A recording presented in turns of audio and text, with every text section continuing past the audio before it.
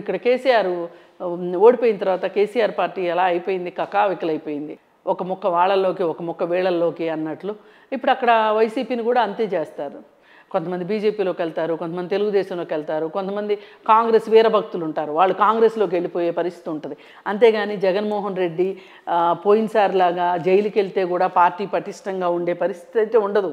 అది ఒకప్పటి పరిస్థితి. అది ఒకప్పుడు పరిస్థితి, ఇప్పుడు అది ఉండదు. అది ఖచ్చితంగా ఎవరి దారి వాళ్ళు చూసుకునే పరిస్థితిలోనే ఉంటుంది ఆంధ్రప్రదేశ్లో. ఈ పరిస్థితుల్లో ఎవరైనా వచ్చి జనసేన పార్టీలు కూడా చేరవచ్చు.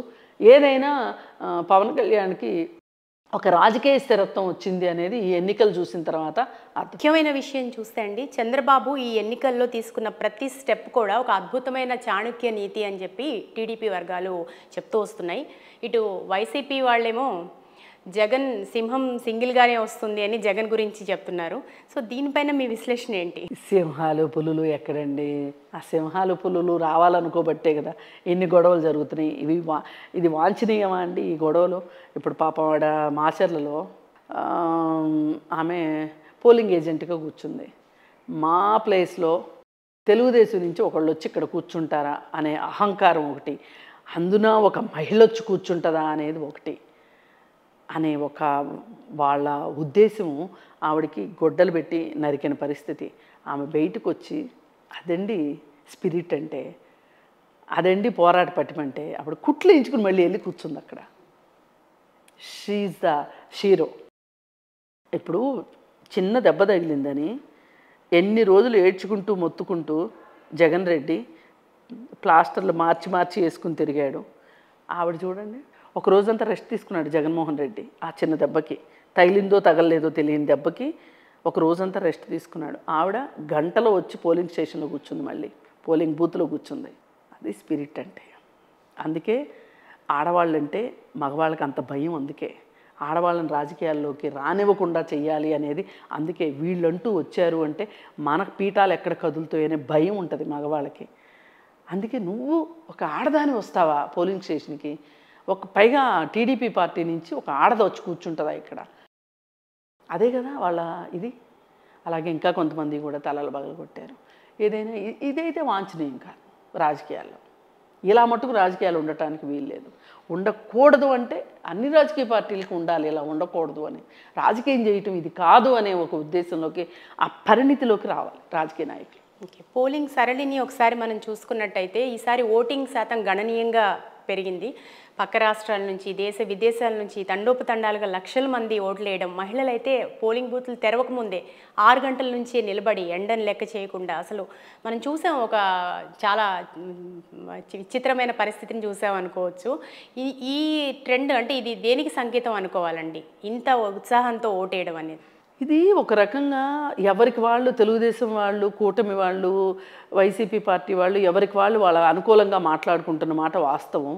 కానీ ఎవరెంత అనుకూలంగా మాట్లాడుకున్నా కానీ ప్రజలు స్వచ్ఛందంగా వచ్చే ఉద్దేశం లేనప్పుడు మీరు ఎన్ని వేషాలు వేసినా ఇది జరిగేది కాదు. పూర్తిగా ప్రతి ఓటర్ని మీరు వెళ్ళి ఇంట్లోకి వెళ్ళి చేయబట్టుకొని తీసుకొచ్చి పోలింగ్ స్టేషన్కి తీసుకురాలేరు కదా. అలాంటి వాతావరణం అయితే వచ్చింది. గత 5 సంవత్సరాల్లో ఆంధ్రప్రదేశ్లో జరిగిన పరిపాలన ఏదైతే ఉందో ఆ పరిపాలనకి నిరసనగా వచ్చారు వాళ్ళందరూ. ఇది ఒప్పుకొని తీరాలి. రేపు జూన్ 4వ తారీఖున ఇది నిరూపితం అవుతుంది ఖచ్చితంగా. ఎందుకంటే ఉపాధి లేదు. ఈ ఉపాధి లేకపోవటం వల్ల కుటుంబాలు డిస్ప్లేస్మెంట్ అయిపోతాయి. ప్లేస్ మారిపోవాలి. పిల్లలు చదువుకునే పిల్లలు ఉన్నారనుకోండి, తల్లి వెళ్ళలేదు. ఎవరైనా ముసలి వాళ్ళు ఉన్నారనుకోండి, వాళ్ళు చూసుకుంటారులేని భార్యాభర్త వెళ్ళొచ్చు. కానీ ఇవాళ అన్ని చోట్ల ముసలి వాళ్ళు ఇంట్లో ఉంటారని లేదు, ఉన్నవాళ్ళు చూసుకోగలుగుతారని కూడా లేదు. మరి పిల్లలతో సహా వెళ్ళిపోవాలి అంటే వాళ్ళ చదువులు ఏమవుతాయో తెలియదు. భర్తలు దూర ప్రాంతాలకి పని నిమిత్తం వెళితే ఆ భార్యల కష్టాలు అనుభవించే వాళ్ళకి తెలుస్తాయి. మీకు నాకు అది అర్థం కాదు. మరి ఇలా వలస వెళ్ళిపోయిన వాళ్ళు దాదాపు 10 లక్షల కార్డులు, 10 లక్షల గ్యాస్ కనెక్షన్లు వేరు ప్రాంతాలకు మారిపోయినాయి అని చెప్పి బీపీసీఎల్ వాళ్ళు, అంటే మన పెట్రోలియం కార్పొరేషన్ వాళ్ళు నివేదిక ఇచ్చారు. అంటే ఇంతకంటే దారుణం ఇంకొకటి లేదు. ఆఖరికి దారుణమైన బీహార్ నుంచి కూడా అంత వలసలు ఉండవండి. ఆంధ్రప్రదేశ్ నుంచి ఇంత వలస రావాల్సిన అవసరం ఏంటి? పైగా స్టేట్ విడిపోయిన తర్వాత 5 కోట్ల మంది జనాభాలో 4 కోట్లు జనాభాలో 10 లక్షలు కార్డులు అంటే ఒక కుటుంబానికి ఎంతమంది తెలుసా? నలుగురైనా ఉంటారు కదా మినిమము.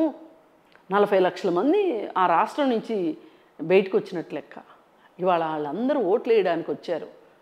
10 లక్షల కుటుంబాలంటే ఇద్దరిని లెక్కేసుకుంటే కూడా, భార్యాభర్తను లెక్కేసుకుంటే కూడా 2 ఓట్లే ఉన్నాయి అనుకుంటే కూడా 20 లక్షల ఓట్లు. వాళ్ళందరూ వచ్చారు. విదేశాలకు వెళ్ళిన వాళ్ళు వచ్చారు. 10,000 మంది విదేశాల్లో స్థిరపడ్డ వాళ్ళు ఓటేయడం కోసం వచ్చారు. కేవలం ఓటేయడం కోసం వచ్చారు. మరి ఈ పరిస్థితి దేనికి సంకేతం అయి ఉంటుంది? జగన్మోహన్ రెడ్డి అంత నచ్చేశాడు ఆ వీళ్ళకి? పరిపాలన అంత నచ్చిందా? ఆయన తీసుకున్న విధానాలేంటి? ఇసుక పాలసీ ఏంటి? మద్యం పాలసీ ఏంటి? అలాగే మైనింగ్ పాలసీ ఏంటి? మాఫియా, ఇవన్నీ మాఫియాలు అయిపోయినాయి. మద్యం మాఫియా. మరి ఇన్ని మాఫియాలు అయిన తర్వాత అక్కడి నుంచి అతని మేనిఫెస్టోలోనే అసలు ఆ ప్రజలు కనుక చైతన్యవంతులైతే పోయినసారి అతనికి అధికారం వచ్చిండేది కాదు. అతను మేనిఫెస్టోలో ఏం పెట్టాడు? కియాని నేను ఇక్కడి నుంచి పంపించేస్తానని చెప్పాడు. ఒక సంస్థని పంపించేస్తే ఆ సంస్థలో పనిచేసే ఉద్యోగస్తుల పరిస్థితి ఏంటి చెప్పండి? ఎవరిని తీసుకెళ్తారు? ఆ సంస్థ అక్కడి నుంచి తరలి వెళ్ళిపోతే వాళ్ళకి బాగా కావాల్సిన ఉద్యోగస్తులను తీసుకెళ్తారు తప్పితే అందరినీ రెండమ్మా అని చెప్పి బొట్టు పెట్టయితే తీసుకెళ్ళరు కదా. ఈ పరిస్థితుల్లో ఇలా జరిగితే కనుక ఏంటి సంగతి ఏంటి? మరి అసలు కియాని పంపించేస్తాను అన్నాడు అంటే అసలు ఎలాంటి మనస్తత్వం అతనిది? అతని ఎంత విధ్వంసకర మనస్తత్వం అనేది అర్థం కావాలి కదా. ఆ విధ్వంసకర మనస్తత్వమే కదా ప్రజావేదికను కూల్చింది. మరి ఆ విధ్వంసకర మనస్తత్వమే కదా అమెరాన్ బ్యాటరీస్ని ఆంధ్ర రాష్ట్రం నుంచి పంపించేసింది. ఇప్పుడు ఆంధ్రప్రదేశ్ నుంచి అమెరాన్ బ్యాటరీస్ వచ్చేసింది అంటే అక్కడ ఎంతమంది ఉద్యోగస్తులు నిరుద్యోగులు అయి ఉంటారు? అందరూ అయితే హైదరాబాద్ రాలేరు కదా. మరి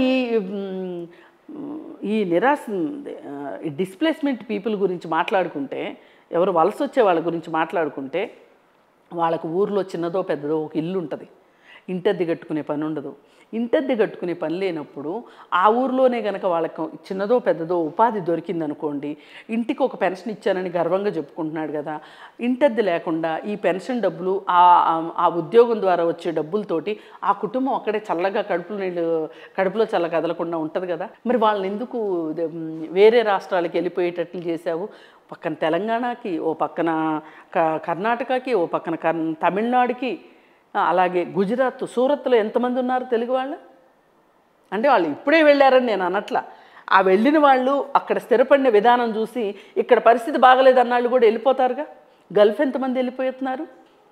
గోదావరి జిల్లాలకు వెళ్తే ఇంటికి ఒకళ్ళు గల్ఫ్ వెళ్ళిన వాళ్ళు ఉన్నారు. భర్తలు ఎక్కడ ఉంటారు? భార్యలు గల్ఫ్లో ఉంటారు. ఆడవాళ్ళకైతే ఉద్యోగాలు దొరుకుతాయని చెప్పి వాళ్ళు అక్కడ ఎన్ని కష్టాలు పడతారో మనందరికీ తెలిసిన విషయమే. ఆడవాళ్ళు అక్కడికి వెళ్ళి ఎంత దోపిడీకి గురవుతారు. ఇక్కడ ఉపాధి లేకపోవటం, అలాగే రాజధాని లేకపోవటం,